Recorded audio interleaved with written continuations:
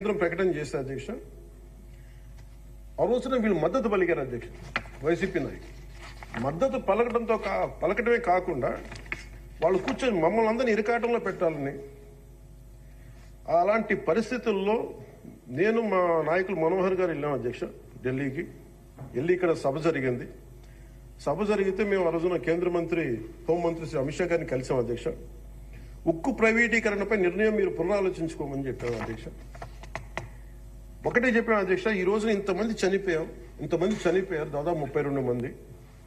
మా ఆంధ్రప్రదేశ్లో తెలంగాణకి తెలంగాణ అన్న భావం ఉంటుంది. మా ఆంధ్రప్రదేశ్కి దురదృష్టం ఏంటో దౌర్భాగ్యం తెలియదు. మాకు ఎప్పుడు కులాల భావం తప్ప మేము ఆంధ్రులు అనే భావన మాకు లేదు. ఒకే ఒక్క చోట ఆంధ్రులు అనే భావం ఎక్కడ వస్తుందంటే విశాఖ స్టీల్ ప్లాంట్ ఒక్క దగ్గరే ఆంధ్రులు అనే హక్కు భావన వస్తుంది. అంటే మేము అది నేను చాలాసార్లు అనుకుంటూ ఉంటాను అధ్యక్ష, ఎందుకు విశాఖ ఉక్కు అనుకనే ప్రతి ఒక్కరికి ఒక ఏకత ఉంటుంది. దాంట్లో ఐడెంటిటీ ఎందుకు ఉంటుందని ఆలోచిస్తే అధ్యక్ష 32 మంది యువకుల బలిదానం, దాని శక్తి దానికి ఉంటుంది అధ్యక్ష. అది కదిపేస్తుంది. అలాంటిది నేను ఒకటే చెప్పాను, మేము వెళ్ళి సార్ ఇది కనుక మీరు చేయగలిగితే అది ఎవరి చేతుల్లో లేదు, అది మీరు పెద్ద మనసుతో ఆలోచించి డిస్ఇన్వెస్ట్మెంట్ చేయమంటే వాళ్ళు ఒకటి చెప్పారు అధ్యక్ష. మేము గతంలో మీరు ఈ మినీరత్న కంపెనీ ఉంది అధ్యక్ష, దానికి డ్రెడ్జింగ్ కార్పొరేషన్ ఆఫ్ ఇండియా అని, దాన్ని తీసుకోగలిగే కానీ దీన్ని తీసుకోలేమని చెప్పి మాకు కూడా ఏం చెప్పారంటే అధ్యక్ష, ఇది ఇంపాసిబుల్ అన్నట్టుగానే చెప్పారు అధ్యక్ష ఆ రోజున. కానీ నేను 2 చేతులు జోడించి మా ప్రయత్నం మేము చేశాం అధ్యక్ష. అదృష్టవశాత్తు గౌరవ ముఖ్యమంత్రి గారు ముందుకు తీసుకెళ్లారు అధ్యక్ష. ఈ ప్రపోజల్ని చాలా బలంగా తీసుకెళ్లారు ఆయన. అదే ప్రభుత్వం నిన్న అంత గొడవ చేసిన నాయకులు నిన్న వాళ్ళు ఏం చేశారంటే అధ్యక్ష, గతంలో దానిని స్టీల్ ప్లాంట్ ని ప్లాట్గా ముక్కలేసి అమ్ముకోవడానికి సిద్ధపడిపోయారు అధ్యక్ష. Really it's a shame. నేను మొన్న స్టీల్ ప్లాంట్ సంఘాల నాయకులు నా దగ్గరకు వస్తే అడిగాను, ఆ రోజున మీరు అంత గోల చేశారు కదా, మీరు మేము ఉన్నప్పుడేమో ఇంత గోల చేస్తారు, గౌరవ ముఖ్యమంత్రి గారు ఉన్నప్పుడేమో ఇంత మీరు చాలా ప్రజాస్వామ్యం ఇంత గోల చేస్తారు, ఆ రోజు అతను ఉంటే ఒక్కళ్ళు నోరెత్తుపరంటే కొడతారని భయమా మీకు అన్నాను కామన్. అంటే ఇలాంటి పరిస్థితుల నుంచి ఈ రోజున మన స్టీల్ ప్లాంట్కి డిస్ఇన్వెస్ట్మెంట్ని ఆపి తిరిగి పెట్టుబడులు తీసుకొచ్చినందుకు మనకి భారతదేశపు ప్రధానమంత్రి శ్రీ నరేంద్ర మోదీ గారికి ప్రత్యేక ధన్యవాదాలు తెలుపుతున్నాను.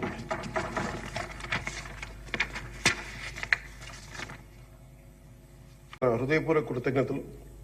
అలాంటి ఉన్నతమైన వ్యక్తి ఇస్తున్న సందేశాన్ని చూసి వైసీపీ వాళ్ళు బాయ్కాట్ చేయడం చాలా దురదృష్టకరం. ఇలాంటి ఆయన చూస్తా ఉన్నాను అధ్యక్ష, ఇట్లాంటి ఇబ్బంది పెట్టే సమయంలో కూడా ఆయన ఆరోగ్యం కూడా సరిగ్గా లేదు, జ్వరం వచ్చిన సమయంలో కూడా ఆయన ఎంత ఇబ్బంది పెడుతుంటే ఆయన చాలా సక్సెస్ఫుల్ గా ఆయనకి ఇచ్చినందుకు మనస్ఫూర్తిగా వారికి నా ధన్యవాదాలు, నా కృతజ్ఞతలు తెలియజేస్తాను. చట్టసభలు దేవాలయాలు లాంటివి రాజ్యాంగాన్ని పరిరక్షించేందుకు 5 కోట్ల ఆంధ్రప్రదేశ్ రాష్ట్ర ప్రజల భవిష్యత్తుని నిర్ణయించే వేదిక ఇది. అలాంటి సభను హుందాగా నడిపించాలని కూటమి ప్రభుత్వం అధికారులకు వచ్చిన రోజు నుంచి తరచుగా చెప్తూ గౌరవ ముఖ్యమంత్రి గారు పదే మా అందరికీ దిశానిర్దేశం చేస్తూ ఉంటారు. గతంలో కూడా మొదటి రోజు కూడా వారికి ఎట్లా రావాలి పెడితే లేదు మనకి ఇబ్బంది పెట్టొద్దు, వాళ్ళకి 11 సీట్లు వచ్చినా కానీ పాపం వారికి ఇవ్వాల్సిన గౌరవం వాళ్ళకి ఇద్దామని చెప్పి ఏ రోజు కూడా ఇబ్బంది పెట్టి గబుక్కుని ఒక మాట అంటుంటే గౌరవ సభ్యులు కొంతమంది ఇక్కడి నుంచి అలా చెయ్యొద్దు, అలా మాట్లాడకండి అని అందరినీ చాలా సున్నితంగా మందలించారు ఆయన. ఇట్లాంటి ఉన్నప్పుడు వాళ్ళు ప్రవర్తించే విధానం చాలా బాధ అనిపించింది. మేమందరం 164 మంది సభ్యులు చాలా బాధ్యతగా వ్యవహరిస్తున్నాం అధ్యక్ష. భవిష్యత్తులో కూడా రాజ్యాంగ పరిరక్షణ, రాష్ట్ర ప్రజల సంక్షేమం, రాష్ట్ర సమగ్ర అభివృద్ధి జయంగా వ్యవహరిస్తామని సందర్భంగా గవర్నర్ గారికి శాసనసభ వేదికగా తెలియజేస్తాం. నిన్న సభలో గందరగోళం సృష్టించి సభ నుండి వెళ్లిపోయిన 11 మంది ఎమ్మెల్యేల పార్టీకి సంబంధించిన ఎమ్మెల్సీ ప్రవర్తనని ఖండిస్తూ ఇందులో ఆ తప్పు లేనప్పటికీ కూడా గవర్నర్ గారికి ప్రభుత్వం తరఫున క్షమాపణ తెలియజేస్తాను అధ్యక్ష. గౌరవ శాసనసభ స్పీకర్ శ్రీ అయ్యన్న పాత్రుడి గారికి, సభలో ఆసీనులై ఉన్న గౌరవ ముఖ్యమంత్రి శ్రీ నారా చంద్రబాబు నాయుడు గారికి, మంత్రివర్యులకు, శాసనసభ్యులకు, శాసన మండలి సభ్యులకు, అలాగే సభ నుంచి వెళ్లిపోయిన వైసీపీ సభ్యులకు కూడా నా హృదయపూర్వక నమస్కారం.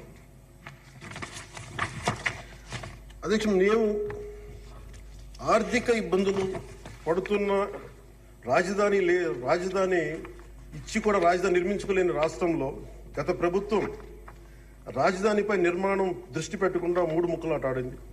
అభివృద్ధి కుంటుపడింది, ఆర్థిక స్థిరత్వం కోల్పోయింది. ఈ కారణంగా పెట్టుబడులు మందగించాయి, అధికార దుర్వినియోగం, క్షీణించిన శాంతి భద్రతలు, మౌలిక సదుపాయాలు, కల్పన వైఫల్యం కారణంగా రాష్ట్రం తీవ్ర సంక్షోభంలో వెళ్ళిపోయింది.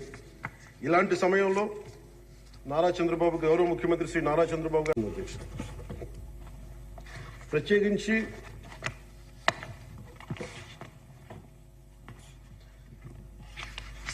ప్రధానమంత్రి గారికి ప్రత్యేక ధన్యవాదాలు మనందరికీ తెలియజేయాల్సిన, గౌరవ సభ్యులందరికీ తెలియజేయాల్సిన బాధ్యత ఉంది.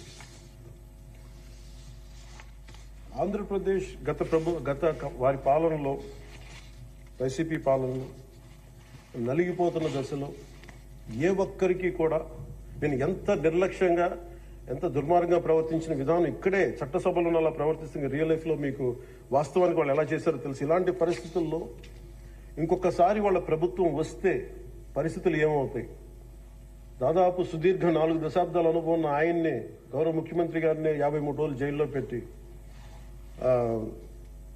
యువ నాయకులు, ఐటీ మంత్రివర్యులు వారు నారా లోకేష్ గారిని కూడా జైల్లో పెట్టడానికి ఇబ్బందులు పెట్టి ప్రయత్నాల్లో మనకి అచ్చెన్నాయుడు గారు, గౌరవ మంత్రి అచ్చెన్నాయుడు గారిని ఇబ్బంది పెట్టిన విధానం ఇక్కడ మొన్న మొదటి మీరు వచ్చినప్పుడు ఎంతమంది ఇబ్బంది పడ్డారు అంటే మొత్తం దాదాపు 90% హౌస్ చేతులు ఎత్తారు అధ్యక్ష. ఆ రోజు అలాంటి పరిస్థితుల నుంచి నేను కోరుకుంది ఒకటే అధ్యక్ష, ఆ రోజున ఆంధ్రప్రదేశ్ 5 కోట్ల మంది ప్రజలకి మేము అండగా ఉండాలి, దానికి ఏమి చేయాలని చెప్పి ఎక్కడా కూడా ఓట్లు చీలకూడదని చెప్పింటే నన్ను తిట్టు లేదు అధ్యక్ష, అందరూ తిట్టారు నన్ను.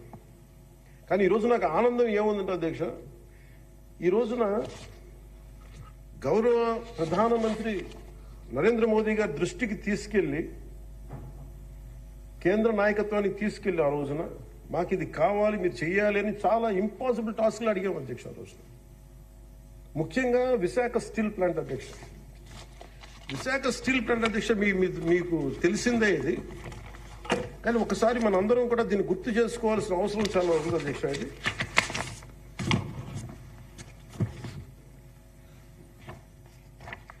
1966 అక్టోబర్లో విశాఖ ఉక్కు ఆంధ్రుల హక్కు అనే నినాదంతో రాష్ట్ర వ్యాప్తంగా ఉద్యమం మొదలైంది.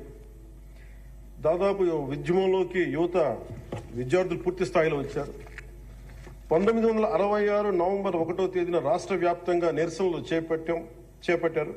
లాఠీ చార్జీలు, కాల్పుల్లో 32 మంది చనిపోయారు అధ్యక్ష. వీటిలో ఒక బిగ్ లిస్ట్ ఉంది అధ్యక్ష, 32 పేర్లు. ఉదాహరణ కొన్ని పేర్లు చెప్తున్నా అధ్యక్ష: టి సన్యాసిరావు, అంజూరి అప్పారావు, తంగిళ్ల సత్యం, పోలినేని ఏసయ్య, మస్తాన్, హబీబుల్లా రెహమాన్, బాలమురళీకృష్ణ, సాంబశివరావు, పరాంకుశ్ దాస్. తెలంగాణ జగిత్యాల నుంచి సాయిరెడ్డి, కాకినాడ నుంచి బాబురావు గారు కానీ, ఇలా పీలేరు, ఆదిలాబాద్, వరంగల్, పలాస, ఉమ్మడి రాష్ట్రం నుంచి ఇంతమంది చనిపోయారు అధ్యక్ష. ఇది ఒక ఇంపాసిబుల్ టాస్క్ అధ్యక్ష. దీనిని ప్రైవేటీకరణ జరిగిపోతుంది అని అంటే ఎంత బలమైన ఇబ్బందులు పెట్టారంటే అధ్యక్ష. ఆ రోజున వీళ్ళు ఈ రోజున కూర్చోబెట్టి వీళ్ళు చాలా ఎక్కువ మాట్లాడుతూ ఉన్నారు. వీళ్ళు ఆ రోజున 21 జనవరి 27న విశాఖ ఉక్కు పరిశ్రమలో పెట్టుబడుల ఉపసంహరణ డిస్ఇన్వెస్ట్మెంట్ కేంద్రం ప్రకటన చేశారు అధ్యక్ష. ఆ రోజున వీళ్ళు మద్దతు పలికారు అధ్యక్ష. అలాగే భారత సంస్కృతి మూలం వసుదైక కుటుంబం, ప్రకృతితో మనుషులతో పాటు సకల చరాచర జీవజాలం చెట్లు పరిరక్షించుకోవాలనే లక్ష్యంతో అటవీ పర్యావరణ శాఖ దృఢ సంకల్పంతో పనిచేస్తున్న అధ్యక్ష. రాష్ట్రంలో పచ్చదనాన్ని 50% పెంచే ఉద్దేశంతో రాష్ట్ర వ్యాప్తంగా సుదీర్ఘకాలం జీవించే దేశీయ మొక్కల్ని పెంపకం చేపట్టడం జరిగింది. అలాగే ప్రత్యేక దృష్టి మనకి మన్యం, పార్వతీపురం, చిత్తూరు జిల్లాలో కూడా అటవీ ఏనుగుల నుండి రైతులు తరచుగా ఎదుర్కొంటున్న సమస్యలను పరిష్కరించేందుకు కర్ణాటక రాష్ట్ర ప్రభుత్వంతో కూడా forest minister Karnataka forest minister Eshwar Khandre గారికి కూడా నేను వెళ్ళి కలవడం జరిగింది అధ్యక్ష. వారికి మనకు సంబంధించి ఇక్కడ టీమ్ చేయడానికి అక్కడ కుంకి ఏనుగుల్ని మనకి తీసుకొచ్చేందుకు మనం చర్యలు తీసుకుంటా ఉన్నాం అధ్యక్ష. ఈరోజు నిన్న రాత్రి ముఖ్యంగా చిత్తూరు మన అన్నమయ్య జిల్లాలో జరిగింది. చాలా బాధ కలిగిన తర్వాత 3 చనిపోయారు. దీనికి ప్రత్యేకంగా ఇప్పుడే సమీక్ష నిర్వహించి వస్తున్నాను అధ్యక్ష. ఇది మీ ద్వారా ప్రజలందరికీ కూడా తెలియజేయాలనుకుంటుంది ఏంటంటే, కొన్ని ప్రత్యేకమైన ఈ దేవాలయాలు కానీ కొన్ని అటవీ దాని కింద ఉన్నాయి, అటవీ భూభాగము. నిన్న జరిగిన ఇన్సిడెంట్ అధ్యక్ష, అది రెగ్యులర్ రూట్ వాళ్ళు వాళ్ళది అధ్యక్ష.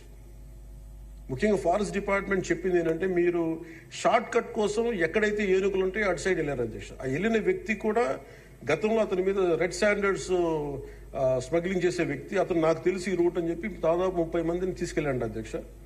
అందుకని ఒక చిన్న ఏనుగు ఉంటే, ఒక గున్న ఏనుగు లాంటిది, దాన్ని అది చూసి దాన్ని పంపించేయడానికి అరిస్తే మిగతా పెద్ద ఏనుగులకి దాడి చేసిన అధ్యక్ష.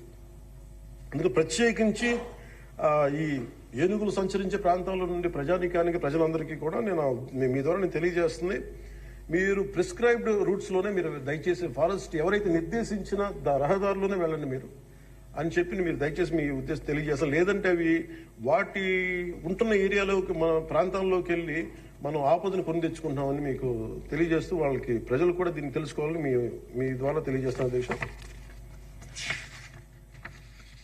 ప్రభుత్వం వచ్చిన వెంటనే, గత ప్రభుత్వం అటవీ శాఖ మంత్రిగా పనిచేసిన వాళ్ళు కూడా 77 ఎకరాలు అధ్యక్ష, 77 ఎకరాల అటవీ భూమిని వాళ్ళు అన్యాక్రాంతం జరిగింది అధ్యక్ష. గౌరవ ముఖ్యమంత్రి నారా చంద్రబాబు గారి నాయకత్వంలో తిరిగి 77 ఎకరాలు మనం సీజ్ చేయడం జరిగింది అధ్యక్ష. తిరిగి